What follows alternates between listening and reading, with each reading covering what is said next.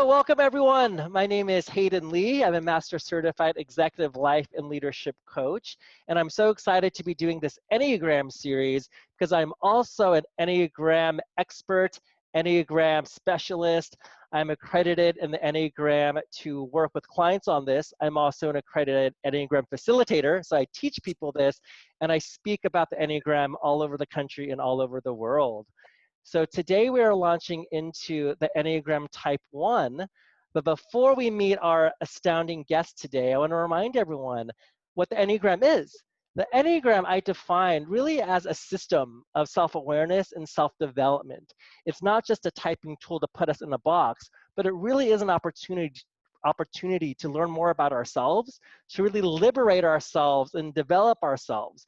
And when I mean liberate, I mean, our attempt in the Enneagram is not to put us in a box. It's actually to break free of the box that we've put ourselves in. Because the Enneagram helps us see how we have default ways of thinking, feeling, and acting that actually can limit us from reaching our full potential. It can actually limit us from being our best selves. So the Enneagram really is a system of development. It's a map. It's a map that you can use to learn about the other types and see how all 9 types are actually within you. And the Enneagram teaches us how to be the best of all the types so we can be the best of our core type. So with that said, we're diving into Enneagram Type 1 today, which the nickname is the Strict Perfectionist. And we have 2 amazing ones today that we're going to talk to. So we have Lori Aaron and Dr. Komal Dingza. So thank you so much for being here. If you could just share a little bit briefly about who you are and what you do, that would be great. So we'll start with you, Lori. Hi, everyone, and hi, Hayden. Thanks for having me here. My name's Lori Aaron. I am a certified executive coach.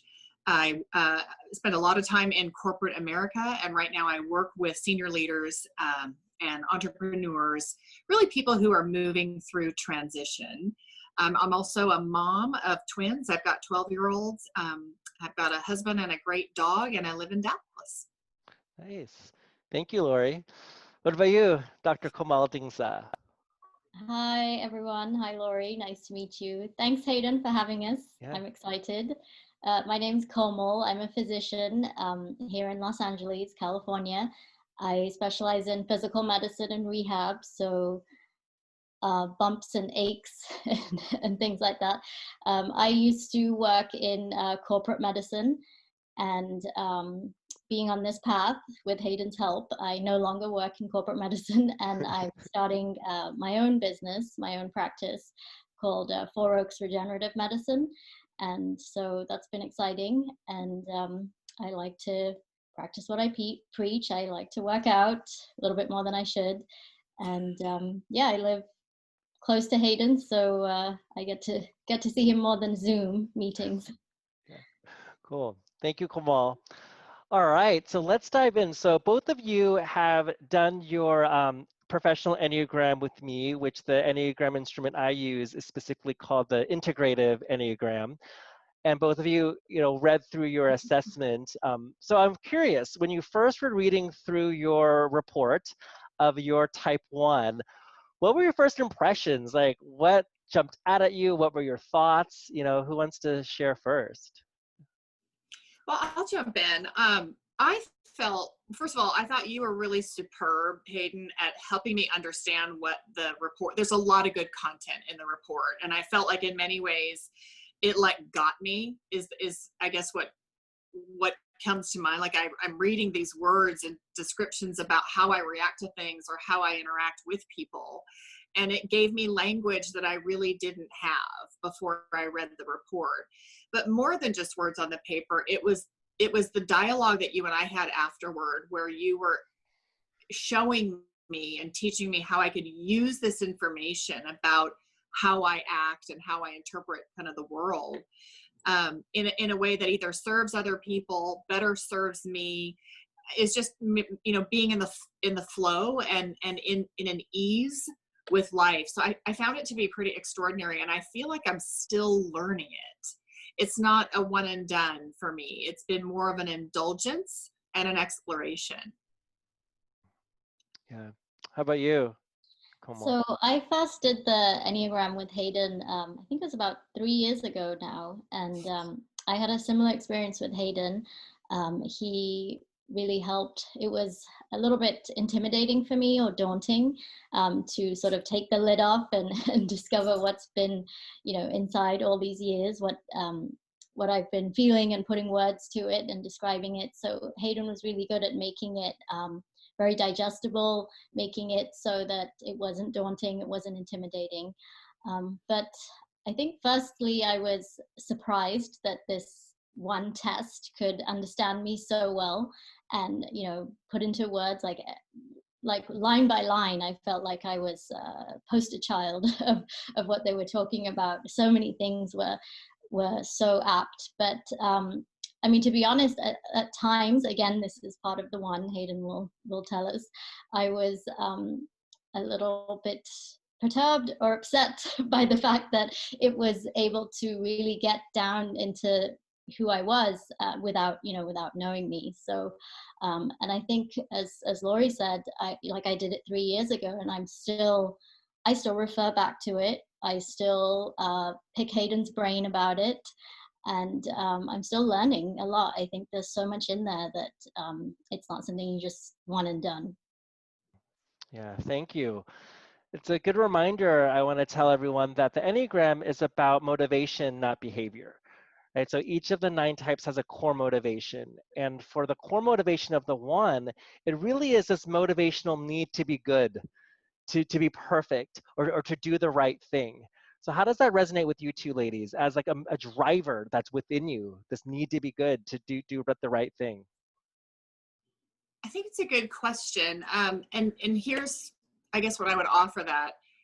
It isn't, for me, just Kamal, I can't only speak for myself. It isn't coming from a place where it's wanting to be good from a subservient perspective. Rather, for me, I feel like I'm a very principled person. I sort of wake up and think, I'm an honest person. I live with integrity, and I do intend to want to do good. And so oftentimes it's good to get that reflection from the world back that you are doing good. It doesn't feel ego driven, but it does feel like that's a need of mine. And so I try to make sure it doesn't feel like a critique or an indictment that I want to be good, but rather it's how I express myself, and I try to live in that lane with ease. What about you, Komal? I think, how do I put this in words? I think for me, it's sort of, it's in keeping with who I've been. I think it's more of a, it's just within me. Like, again, it's not something I feel, I feel like I've just always been that way. Like I said, you wake up in the morning, and it's just who I am. I do feel like it does put a lot of pressure on me that I put on myself, I guess, to do the right thing or to be good. But in some ways, it just fits with a lot of aspects of my life. It feels comfortable at times, so it doesn't feel like I'm fighting it. It's just a part of who I am. Yeah, what a great reminder that the ones have a strong values of integrity and high standards, and they really are in principle, highly principled. That there are things that they value, and that comes off in their behavior and how they act. Self-control is important to ones, and their thinking is oftentimes, could be black or white thinking. Sometimes either it's right or it's wrong. Sometimes there can be trouble with the gray area. But something that really jumps out at me, Laurie, that I wanted to talk about is the few times you've used the word indictment, right? And that's such an interesting word, which to me is a very one-like word. So tell me more about what you mean by indictment, because you said that the first time we went over your Enneagram that you felt sometimes reading it was an indictment. Isn't that interesting that it came out that way? Because here's how I mean that. Oftentimes when we do assessments like this, and they really reflect back to us, how we are, who we are, it's a very sort of intimate experience as far as I'm concerned. And I think that it takes a lot to be open to that feedback and see that reflection, of oneself. And I sometimes have to remind myself that an observation isn't an indictment, meaning it doesn't have to land as a critique, as if, you're wrong, or you're not good enough, or you're in that category versus this category. When I tell myself this is not an indictment, I'm giving myself permission and the freedom to embody what I'm learning without being so attached to it that I can't use it. So that's what I mean by, if it's not an indictment, I find myself more open to accepting it and learning from it and embodying it. It's just kind of where I'm at right now. Yeah. I love that. You're right. It's not a judgment, right? Because when I hear indictment, I hear the word judgment, right? And I know, Correct. so I see Komal nodding her head. Tell me, Komal, about being a one and what's your relationship with judgment? Because I know that's an interesting relationship ones have with judgment. Yeah, I think it's, to be honest, it's a work in progress. Because like I said, I do put a lot of pressure on myself to be right. And I think also the type of work I do as a physician, we are supposed to be right, right? That's sort of part of the job. So that pressure, that judgment, like I said, it's a work in progress. By doing the Enneagram and having this tool, it reminds me to back off from the judgment, and that's judgment on myself, not from others, but it's just it's a learning curve that you have to keep on working at. And I think having the Enneagram as a tool, it's not only just a reminder that now it's in my head and I know that I do this and I'm aware of it, but it's also giving me tools to sort of adjust, to accept it, like Laurie was saying, and then sort of not be so hard on yourself, and then find ways to work around it. Yeah.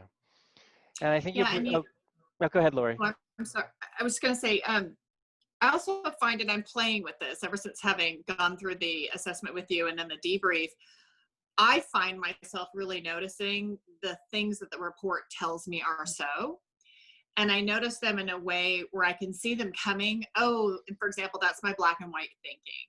And the reason I think it's important to point that out, like I can put my thumb on things easily now, is because the report makes it that easy. Like it literally says, oh, do you ever notice yourself doing this? And I think all day long, I'm doing something. And it just, the more aware I am of it, the more I can pivot it to a potentially a better outcome. Like maybe I'm the problem in a conversation or in a decision-making process. And I can see that and use it and take a hard right if I need to.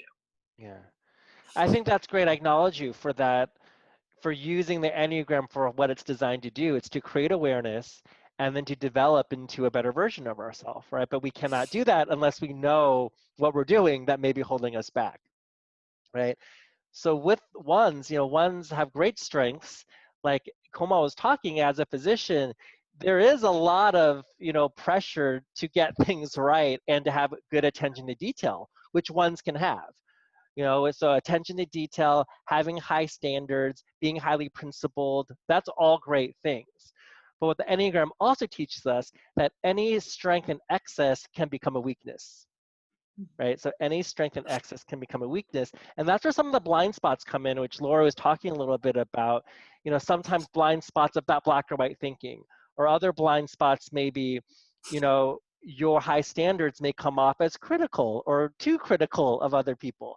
Because Komal talked about some judgment of ourselves as ones, but sometimes the blind spot would be unintentional judgment of others or making others feel judged.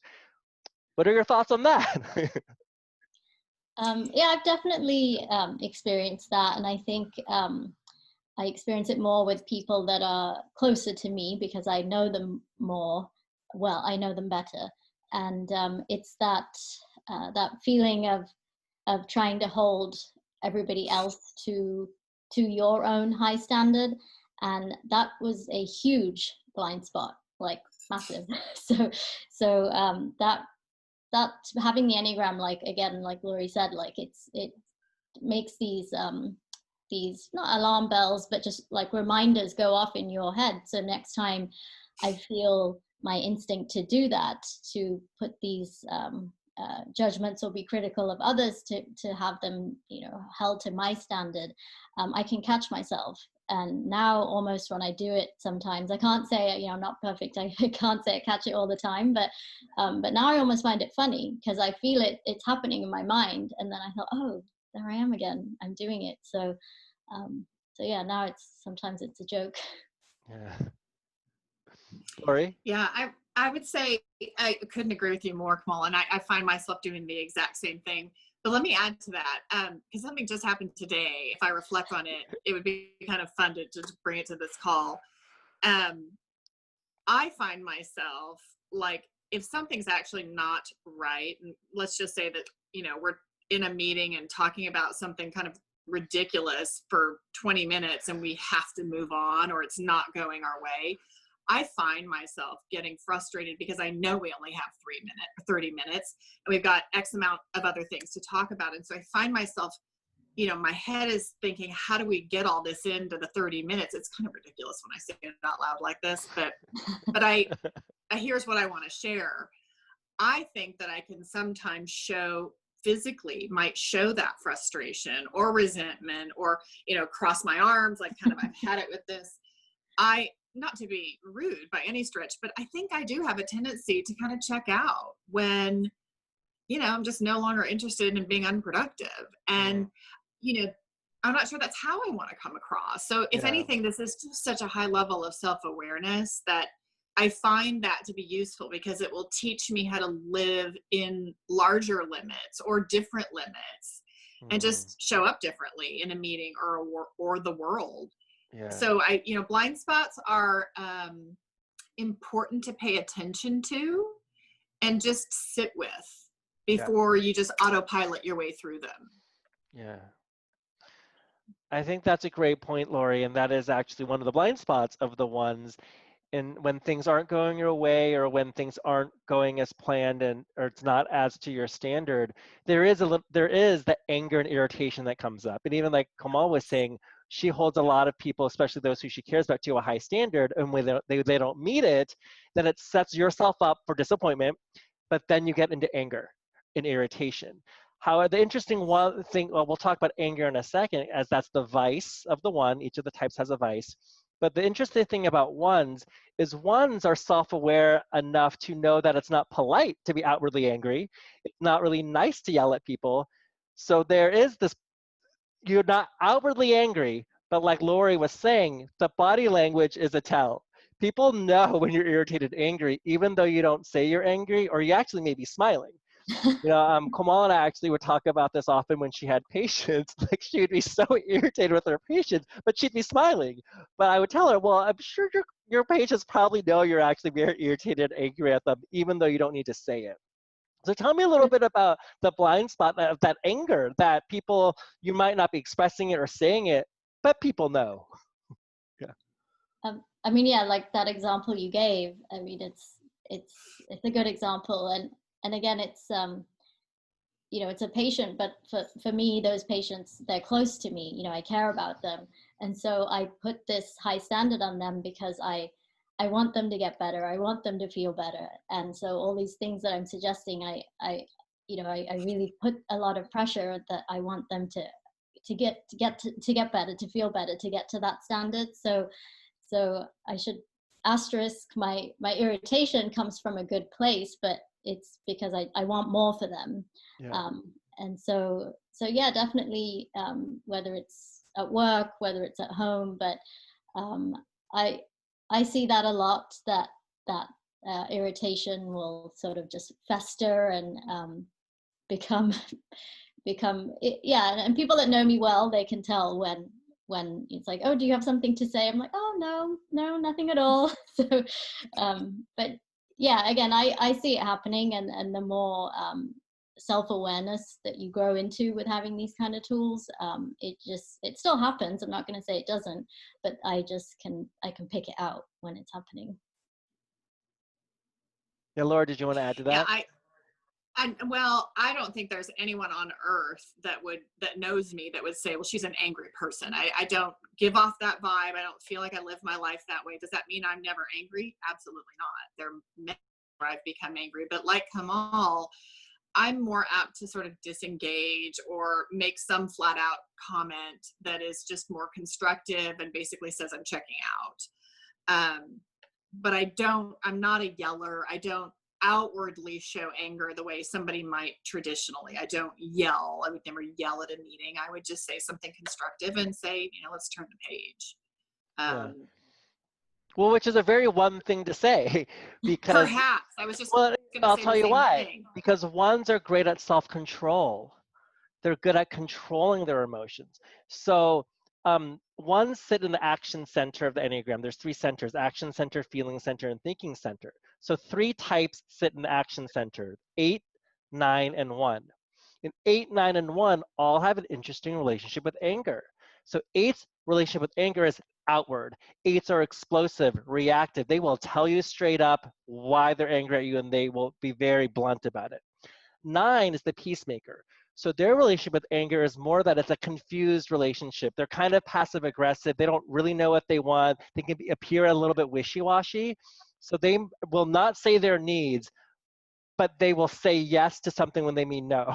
So then they get a little bit angry, and their choice of anger is inaction. One's relationship with anger is inward.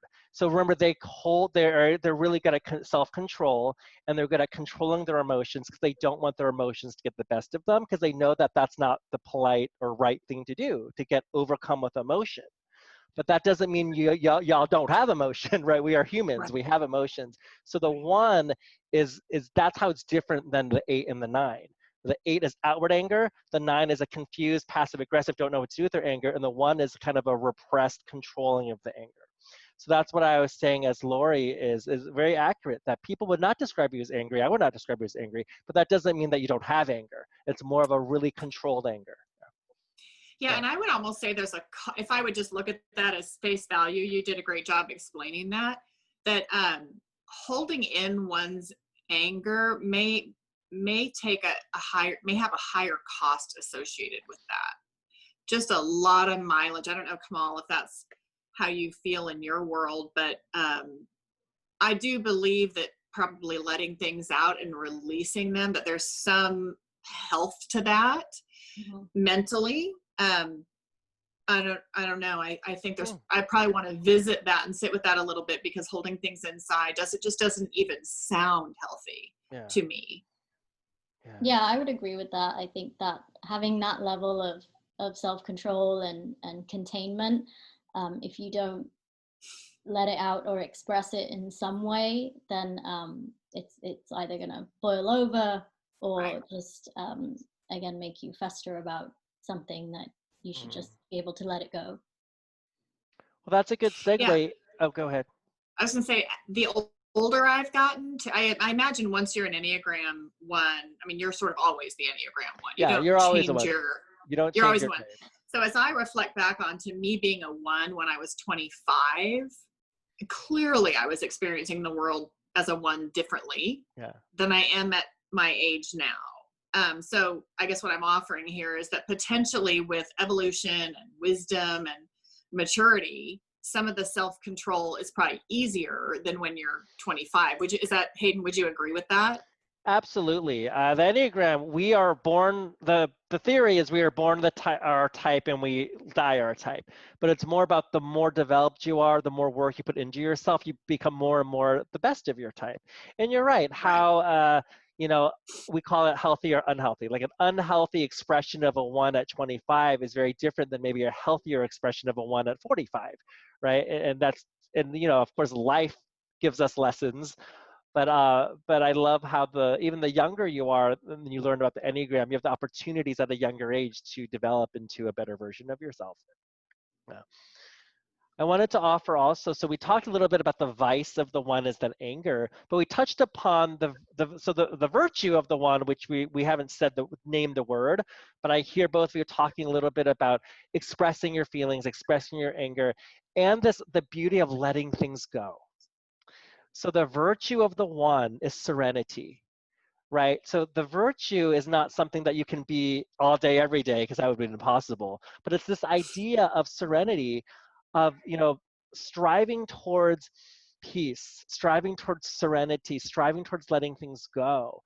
Which I know can be hard for ones because ones can have a stubborn streak, right, of really not letting things go.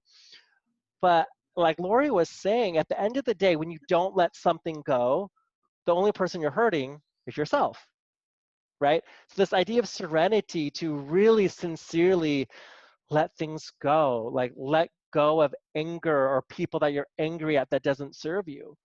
So tell me a little bit about how maybe keeping in mind this idea of serenity might help both of you grow. Oh, well, I guess I'll go first. Mhm. I think it's once that, and this is with working with Hayden when we were going over the Enneagram, once that word became, was out there, it sort of became my word. That's kind of how I thought of it. So when I'm in those positions where something might be pushing me towards stress or strain, with everything that's been going on in the last few months, that like I really sort of try and hone in on that word when I remember. Like you said, it's not something I'm in all the time, but and it goes with that. How do I put this all together? Sort of like, I'll just give you an example. Like I mentioned, I worked in corporate medicine, and I was really completely dissatisfied with my experience there. So that sort of was an example of all of this. I had self-control every day to contain my dissatisfaction with the system. And then also, again, it would just sort of eat away at me. I'd get that resentment or irritation, anger. And once I let it go, for me, I literally walked away. That's been a huge part of that serenity piece of the puzzle. That's just one aspect of my life that I actually have like a concrete example for, but it always comes to mind that if you have, like Laurie was saying, this thing constantly eating away at you and you don't let it go, you're not going to kind of shift the needle towards serenity, which I feel like Hayden, you and I talked about that, but that's, for me personally, like that's a huge goal, is to shift my life, my needle of my life towards serenity. Yeah. Nice. That was really beautifully communicated. I I will tell you that for me, serenity isn't, the word itself sounds like it's a destination, like, oh, I need to go from here to go there because that's where the serenity is. And my experience with serenity is certainly it's letting go or getting over it, turning the page, whatever the phrase is that helps me get to a better place. But it's more, how would I approach this difficult situation with serenity?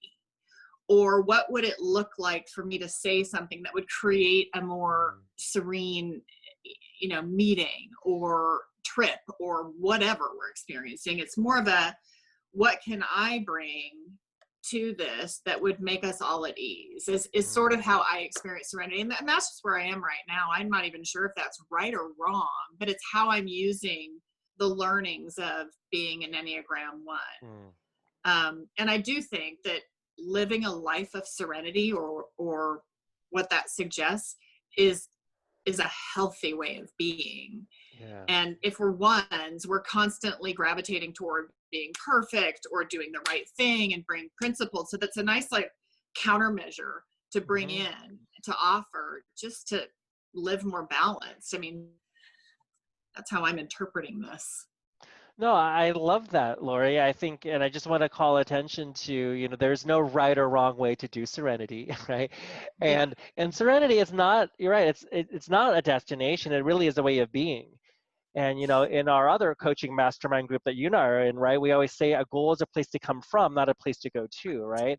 So it's this idea of being serene is something you can be now. It's every day. It's a way of being, right? Because and once again, for one, so important to focus on the process, not the outcome, right? The process of what does serenity mean, meaning the outcome of one day I will be serene. but it really is the process of even reminding yourself, how can I make this more easy for people? How can I make this a more serene feeling for people? That in itself is what serenity is, rather than one day I will be serene. Yeah.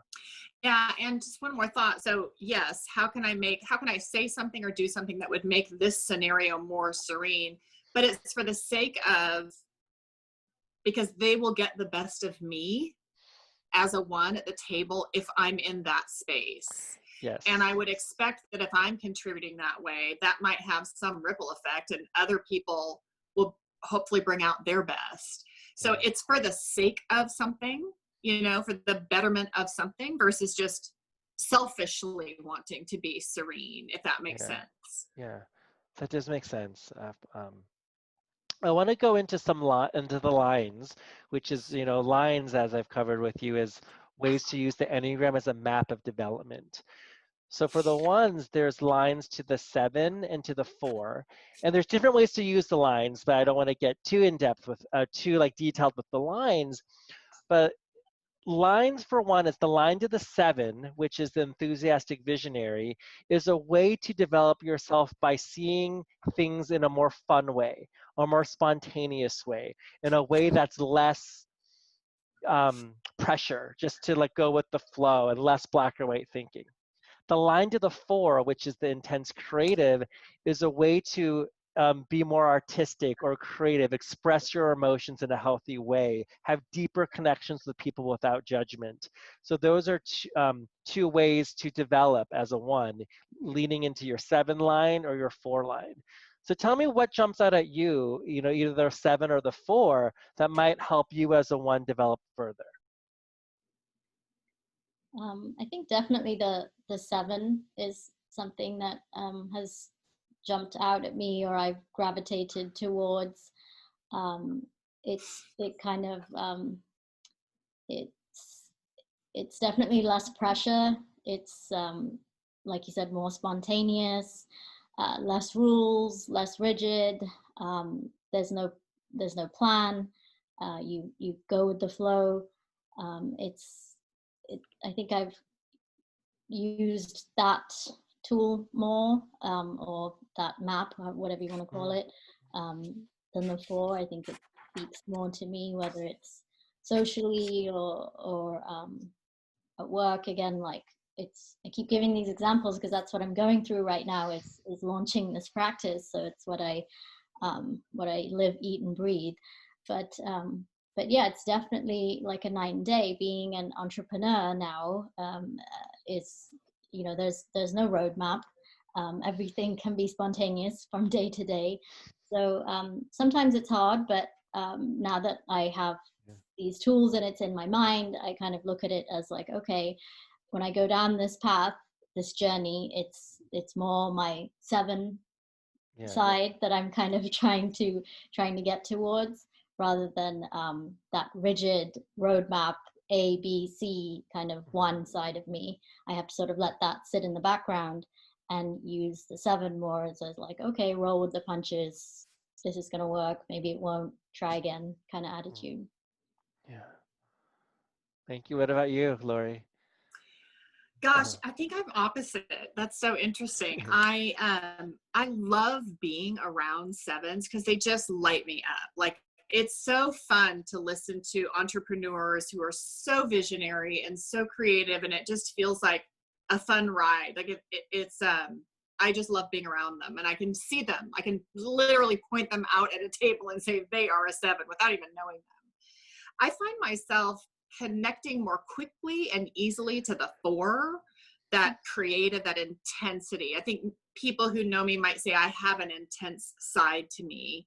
And that comes from a place where I need to know that if I'm going there, here's the 10 steps that are going to get me there. It's just how my mind mechanically works. And I think I am very creative. I see it like when I'm making cookies with the kids, or if I'm doing an arts and crafts project with my daughter, wherever it shows up. I really like being in that space, and I'm comfortable in that space.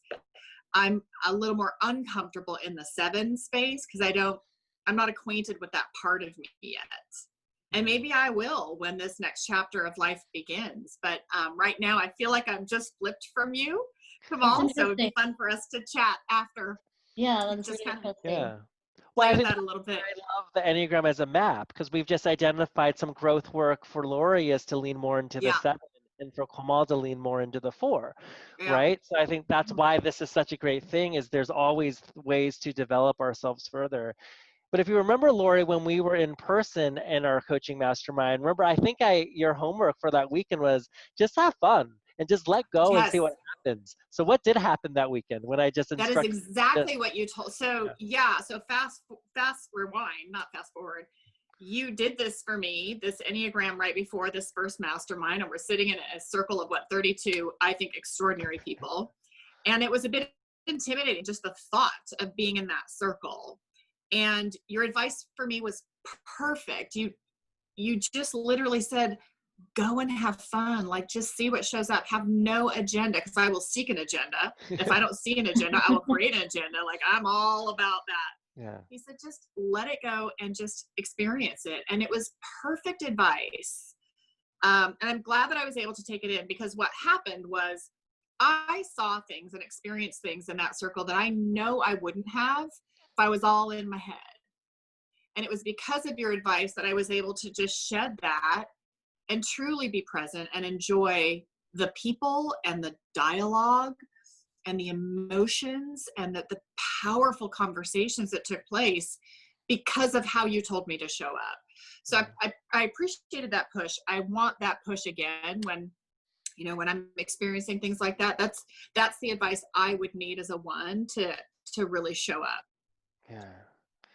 Yeah. So the last point I want to make is actually exploring how you two are both 1s or are different subtypes. So in the Enneagram, there's actually 27 subtypes. So there's 9 core types, but within each core type, there's 3 instincts. So that's why there's actually 27 types, right? 9 times 3 is 27. So the 3 instincts are the same. So the 3 instincts, there's a self-preservation instinct, which is really focusing on oneself, like preserving oneself, one's own security, one's own needs first. Then there's the one-to-one instinct, which is focusing intense connection with one other person. And that's why it's called one-on-one. Then there's the social instinct, which doesn't necessarily mean one is social and extroverted. It just means one is focused on the group, a social hierarchy. So in 1s, how that shows up is the self-preservation one is I got to make myself perfect. The one-to-one one is I'm going to make you perfect. Like I'm going to latch onto an intense relationship with you and help make you perfect by showing you how perfect I am. I'm going to make you perfect. The social one is I got to be a good role model. I got to be perfect because I need to make us perfect. I need to make the system perfect, whatever that means. That I need to make the group perfect. So it's interesting how, so Lori is a self-preservation one and Dr. Kamal Dingsa is a social one. So tell me how that shows up for you, Lori. Does that resonate that you're really hard on yourself to make yourself perfect? And for Kamal, you are hard on yourself, but you're more about wanting to make a system perfect. So can you both share with me a little bit how that shows up for you? Oh, I mean, you just nailed it. And I definitely think that's of the 3 that you described, that is the one that I fit in and I relate to. I would say maybe I'd say something slightly different. I'm not sure that I lean on that or gravitate toward that to be perfect, because Lord knows I am the farthest thing from perfect. I don't want to be perfect. Perfect is boring, and I'm full of flaws. But I will say for me, it's more about self-control, self-management. There's a safety and a fear aspect to it. It's like I don't want to make a mistake, because if I make a mistake, there might be a bad set of results, or I don't want to take a right when, oh my gosh, I'm going to wish I took a left. Like, those are some of the thought processes. For me, as a 1 who is a self-preservationist, it's a protection. It's almost a vest of protection, not so much an aspiration to be perfect. That piece of it doesn't resonate with me. Yeah. Well, actually, I just want to interrupt. What you just said, though, is so resonant to the self-preservation one, because it's not, you're right, it's not that the self-preservation wants to be perfect. It's actually because she knows she's not. That's interesting. Like, so it's like, it's knowing Very, you're not yes. perfect. It's like, here I am telling you, let me help you get it right. Yeah. That's right. Yeah. That's like a Well, classic one. but I think it's a great display of the self-preservation one is not knowing that she's perfect, it's knowing that she's not perfect. And actually that is why there's this high standard, this Touche, my high, friend. isn't that so interesting that you really Yeah. are a self-preservation one, because you know in your bones you're not perfect. That's why you are striving so hard these high standards, because you know you're not perfect. And that is Yeah. why the irony of the perfectionist is the self-preservation one knows she's not perfect, so works really, really hard to have high standards because she knows that she's not perfect. Yeah. Yeah. Isn't that Oh, interesting? yeah. Yeah. Totally. Yeah. Totally. So what about you, Komal? How has the social one come out in you? I think I see it. I see it more as like I always want like I want the best for. I don't know if it's perfection or wanting to make things better.